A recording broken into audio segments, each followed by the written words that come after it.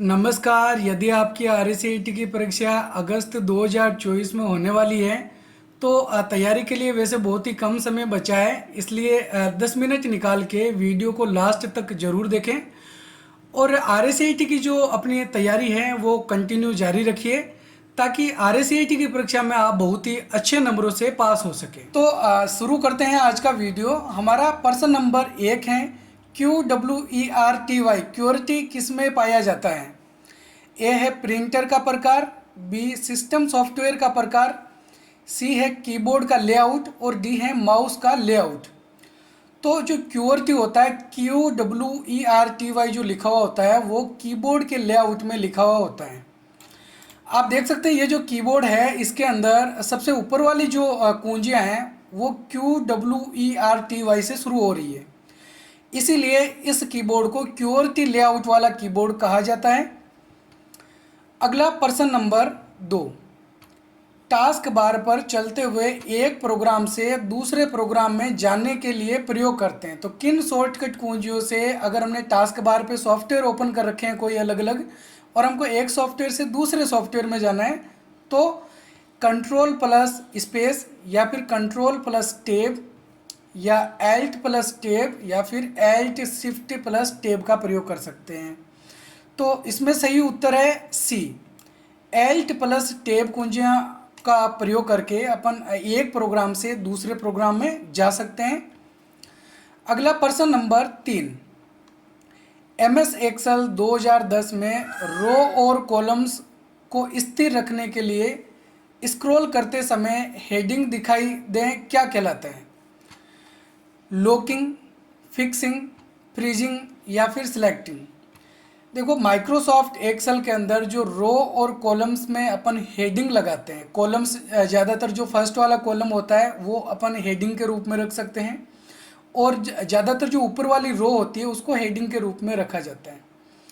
तो रो और कॉलम को अगर अपन फिक्स करना चाहते हैं कि बाकी का जो भाग है वो स्क्रॉल हो सके और रो कॉलम स्क्रॉल ना हो, तो उसके लिए हम जो ऑप्शन काम में लेते हैं वो होता है फ्रीजिंग। फ्रीजिंग टूल की मदद से हम रो और कॉलम को स्थिर रख सकते हैं। अगला प्रश्न नंबर 4, MS वर्ड 2010 में किस प्रक्रिया के द्वारा एक साथ बहुत से प्राप्तकर्ताओं को संदेश भेजा जा सकता है? मेल मर्ज, मैक्रो मर्ज, माइक्रो मर्ज या फिर बुकमार्क मर्ज। तो आपको पता होगा कि संदेश भेजने के लिए, मेल भेजने के लिए एक स्पेशल टैब होता है माइक्रोसॉफ्ट वर्ड में जिसको क्या कहा जाता है? मेल मर्ज, मेलिंग्स के नाम से होता है।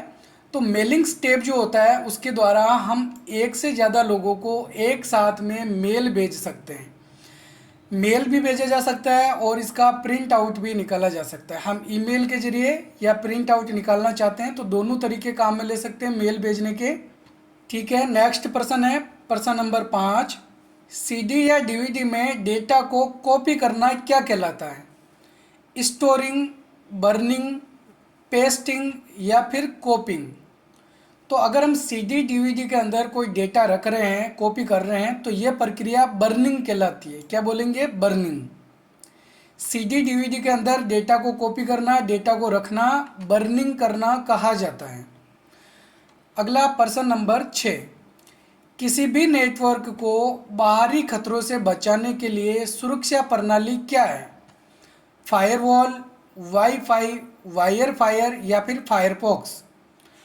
तो नेटवर्क के जो बाहरी खतरे हैं उनसे बचाने के लिए जो प्रणाली काम में लेते हैं उसको हम बोलते हैं फायरवॉल।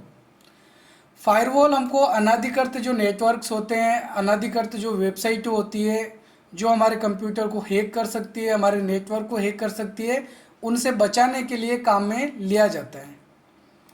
अगला प्रश्न नंबर 7, कागज़ पर छपे या हाथ से लिखे हुए टेक्स्ट को कंप्यूटर में टेक्स्ट के रूप में इनपुट करने हेतु किस उपकरण का प्रयोग करते हैं? OMR, OCR, MICR या फिर BCR। तो जो हाथ से लिखे हुए हैं या हमने ऑलरेडी पहले से लिखे हुए टेक्स्ट को प्रिंट कर रखा है उसको हम वापस कंप्यूटर में इनपुट करना चाहते हैं टेक्स्ट के रूप में, यानी कि उन शब्दों में वापस एडिटिंग करनी है, तो उसके लिए हम प्रयोग करते हैं OCR का। OCR की फुल फॉर्म भी याद रखनी है, ऑप्टिकल कैरेक्टर रिकॉग्निशन या ऑप्टिकल कैरेक्टर रीडर भी बोल सकते हैं। OMR की फुल फॉर्म होती है ऑप्टिकल मार्क रीडर। जो पेंसिल से हम ओमार सीट भरते हैं उसको पढ़ने के लिए OMR का प्रयोग किया जाता है।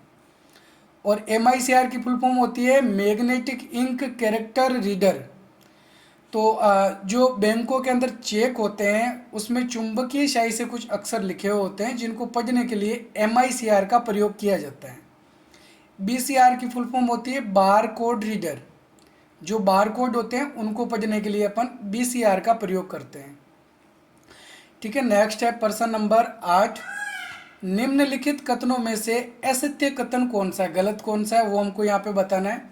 CRT मॉनिटर सबसे अधिक पतले होते हैं। तो क्या CRT मॉनिटर सबसे पतले होते हैं? CRT की फुल फॉर्म क्या होती है? Cathode ray tube.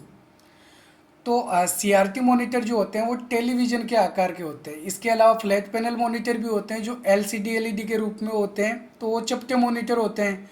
तो पतले मॉनिटर तो वो होते हैं, CRT मॉनिटर पतला नहीं होता है। तो ये कथन गलत है। इसके अलावा नेक्स्ट है डॉट मैट्रिक्स सबसे तेज गति वाला प्रिंटर है। तो डॉट मैट्रिक प्रिंटर सबसे तेज गति वाला नहीं होता है। तो यह एक इम्पैक्ट प्रिंटर होता है और ये बहुत ही आवाज़ करता है और धीरे प्रिंट करता है। तो ये कथन भी असत्य है। नेक्स्ट है रैम में सूचना बिजली जाने के बाद भी सुरक्षित रहती है। तो अगर हम कंप्यूटर चला रहे हैं, उसमें हमने जो प्रोग्राम्स ओपन कर रखे हैं, हमने कुछ डेटा टाइप कर रखा है, तो वो तभी तक रहेगा जब तक कंप्यूटर ऑन है। अगर कंप्यूटर ऑफ हो जाएगा तो हमने जो भी डेटा टाइप कर रखा है उसको अगर सेव नहीं किया है तो वो डेटा मिट जाएगा, हमको वापस प्राप्त नहीं होगा क्योंकि वो रैम में रखा हुआ था। तो रैम के अंदर डेटा कब तक रहता है? जब तक कंप्यूटर चालू है, जब तक बिजली ऑन है। तो ये कथन भी यहाँ पर गलत है। अगला 4 नंबर दे रखा है यहाँ पर, जॉयस्टिक एक इनपुट उपकरण है। तो जॉयस्टिक क्या काम आता है? कंप्यूटर में गेम खेलने के लिए काम में लिया जाता है और ये एक इनपुट उपकरण ही होता है। तो ये जो कथन है वो बिल्कुल सत्य है। तो इसमें क्या होगा? असत्य कथन कौन कौन से हैं? तो इसमें आंसर होगा 1, 2 और 3। ये जो तीनों कथन है वो क्या है? असत्य हैं। ठीक है, इसीलिए अपन बी वाला जो ऑप्शन है वो यहाँ पे सेलेक्ट करेंगे। अगला प्रश्न नंबर 9। MS एक्सेल 2010 में किसी फॉर्मूला को शुरू करने से पहले किस टेक्स्ट को टाइप करते हैं? कौन सा जो अक्षर है वो फॉर्मूला शुरू करने से पहले टाइप किया जाता है? इक्वल, हैज, प्लस या फिर एट द रेट। तो क्या टाइप करते हैं हम? इक्वल। ठीक है, सही आंसर होगा इसमें ए। अगला प्रश्न नंबर 10। माइक्रोसॉफ्ट वर्ड 2010 में फॉन्ट डायलॉग बॉक्स ओपन करने की शॉर्टकट कुंजी क्या है? Control F, control shift F, control plus F7 या फिर कंट्रोल प्लस D।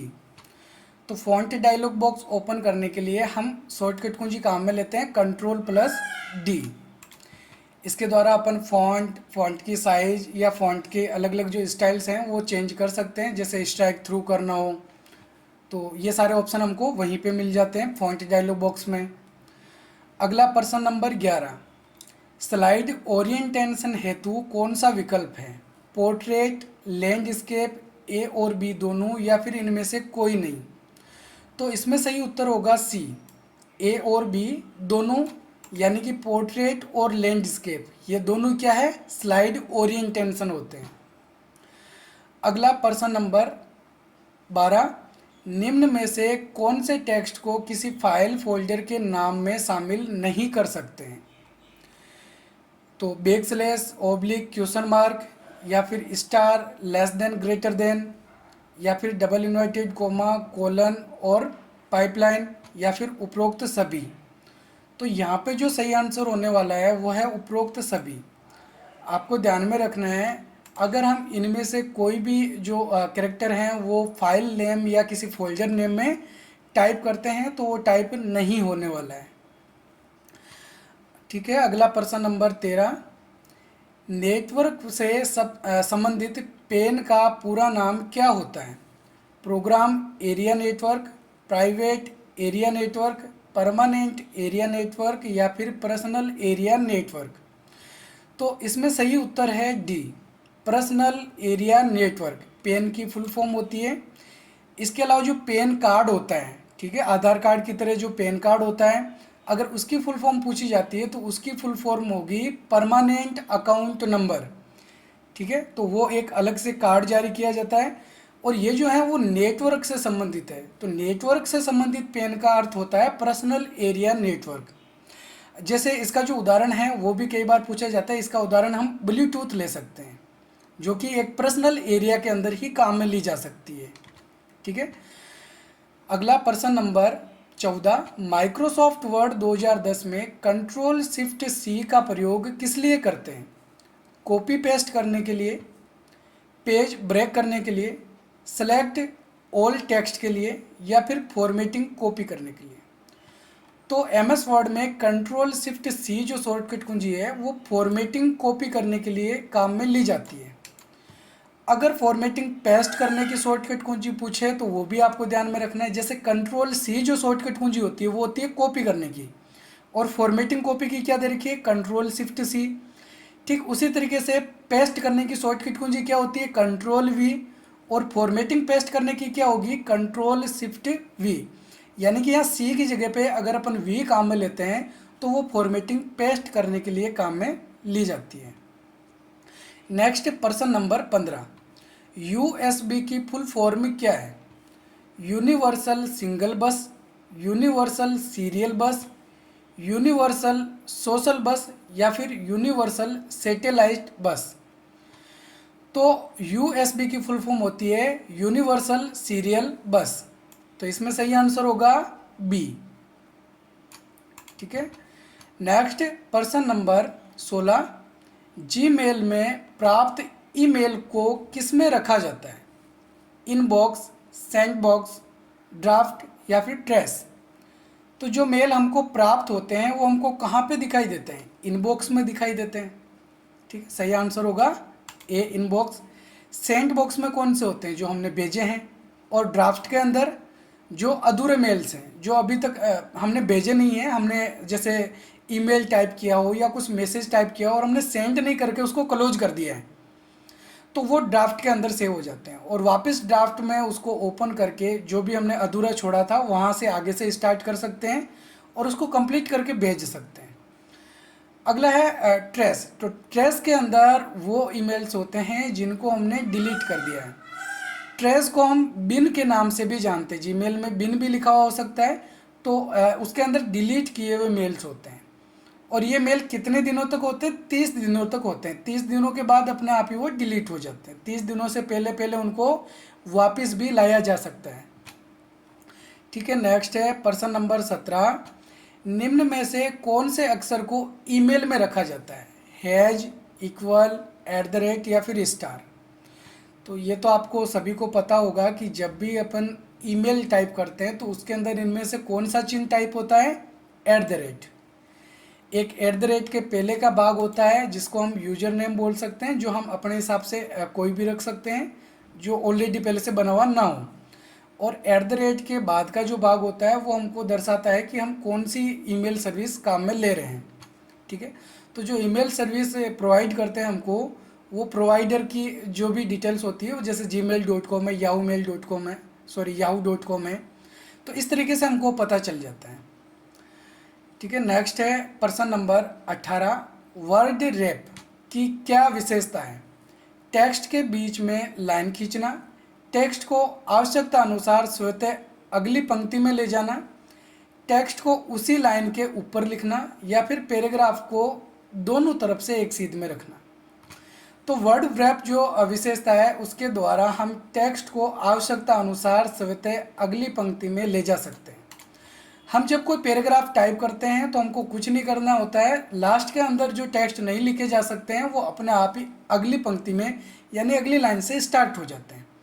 तो ये जो सुविधा होती है वो सुविधा वर्ड रैप कहलाती है। नेक्स्ट प्रश्न नंबर 19, MS एक्सेल 2010 में चुने हुए सेल्स पर फिल्टर लागू करने के लिए प्रयोग किया जाता है। कौन सी शॉर्टकट कुंजी काम में लेते हैं जिसके द्वारा अपन MS एक्सेल में फिल्टर लगा सकते हैं? कंट्रोल शिफ्ट F, या फिर कंट्रोल शिफ्ट C, या फिर कंट्रोल शिफ्ट पी, या हम काम में ले सकते हैं कंट्रोल शिफ्ट एल। तो इसके लिए हम शॉर्टकट कुंजी काम में लेंगे control shift L.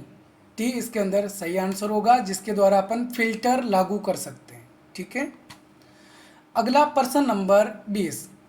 MS power point 2010 में वर्तमान स्लाइड से स्लाइड शो शुरू करने के लिए शॉर्टकट है Alt plus F5, control plus F5, shift plus F5 या फिर F5।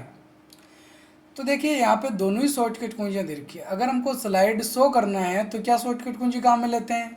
F5 कुंजी काम में लेते हैं।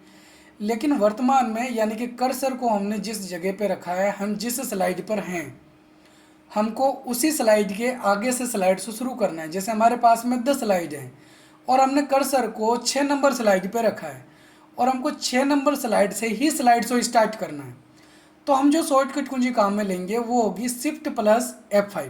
ठीक है, तो शिफ्ट प्लस F5 से वर्तमान में जिस स्लाइड पर हैं उसके आगे से स्लाइड शो स्टार्ट होगा।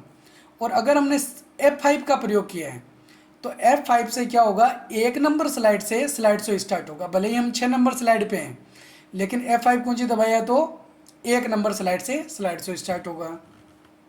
तो उम्मीद है आपको हमारे ये 20% बहुत ही अच्छे से समझ में आए होंगे। अगर आपने अभी तक हमारे YouTube चैनल को सब्सक्राइब नहीं किया है तो कृपया YouTube चैनल को सब्सक्राइब करें, और वीडियो पसंद आए तो वीडियो को लाइक भी करें। अगर आप और भी कुछ क्वेश्चन पूछना चाहते हैं तो आप कमेंट बॉक्स में ज़रूर पूछें। मिलेंगे कल एक और नए वीडियो के साथ में। तब तक के लिए जय हिंद, जय भारत।